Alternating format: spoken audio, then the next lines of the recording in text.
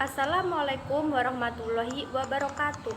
Perkenalkan, nama saya Reza Isma Junita dari Fakultas Keguruan dan Ilmu Pendidikan Prodi Pendidikan Guru Sekolah Dasar kelas 1A Universitas Islam Sultan Agung Semarang. Pada video kali ini saya akan menyampaikan esai singkat dengan tema penggunaan bahasa Indonesia baku.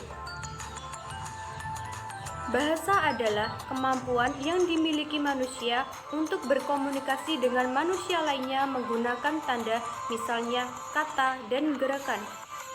Semua bahasa bergantung pada proses semiosis untuk menghubungkan isyarat dengan makna tertentu.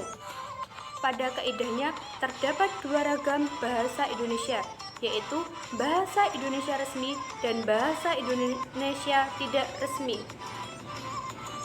Di kalangan pelajar sekarang cenderung banyak menggunakan bahasa Indonesia tidak resmi ketimbang bahasa Indonesia resmi. Lantas, bagaimana penggunaan bahasa Indonesia yang baik dan benar? Penggunaan bahasa Indonesia yang baik dan benar dengan menggunakan bahasa Indonesia yang baku. Bahasa Indonesia baku adalah bahasa standar yang kebenaran dan ketetapannya telah ditentukan oleh negara. Baku berarti bahasa tersebut tidak dapat berubah setiap saat.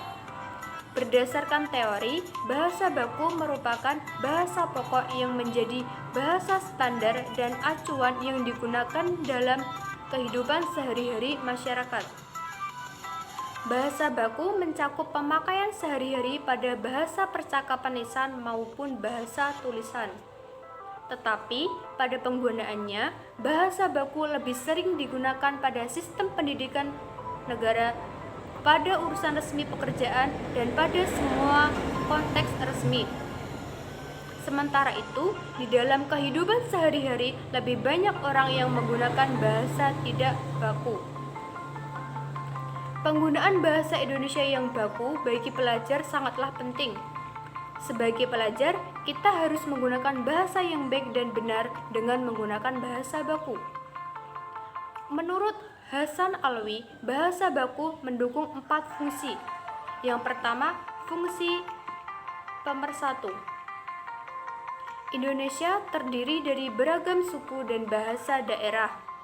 Jika setiap masyarakat menggunakan bahasa daerahnya, maka dia tidak dapat berinteraksi dan berkomunikasi dengan masyarakat yang berbeda daerah. Fungsi bahasa baku memperhubungkan semua penutur berbagai dialek bahasa itu. Dengan demikian, bahasa baku mempersatukan mereka menjadi satu masyarakat negara. 2. Fungsi pemberi kekasan. Suatu bahasa baku membedakan bahasa itu dari bahasa yang lain.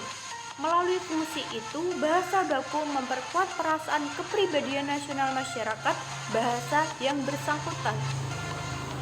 Fungsi yang ketiga yaitu fungsi pembawa kewibawaan. Penutur atau masyarakat yang mahir bahasa Indonesia dengan baik dan benar memperoleh wibawa di mata orang lain. Fungsi yang terakhir, yang keempat, yaitu fungsi kerangka acuan. Sebagai kerangka acuan bagi pemakaian bahasa dengan adanya norma dan kaidah yang jelas. Norma dan kaidah yang jelas itu menjadi tolak ukur bagi benar tidaknya pemakaian bahasa seseorang.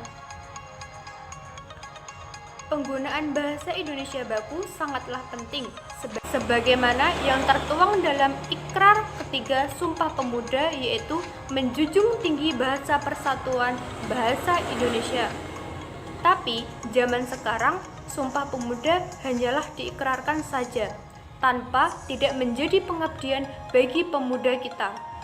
Maka dari itu, mari kita menjunjung tinggi bahasa Indonesia melalui bahasa Indonesia yang baik dan benar. Ini adalah tugas kita untuk memberi perubahan, untuk bangkit dari pengkhianatan kita. Karena menurut saya, tidak menggunakan bahasa Indonesia yang baik dan benar merupakan pengkhianatan yang besar kepada pemuda Indonesia yang telah berjuang merebut Indonesia kembali. Termasuk bahasa kita itu, buah pengorbanan pejuang pemuda Indonesia. Sekian video dari saya. Apabila ada salah kata, saya mohon maaf. Wassalamualaikum warahmatullahi wabarakatuh.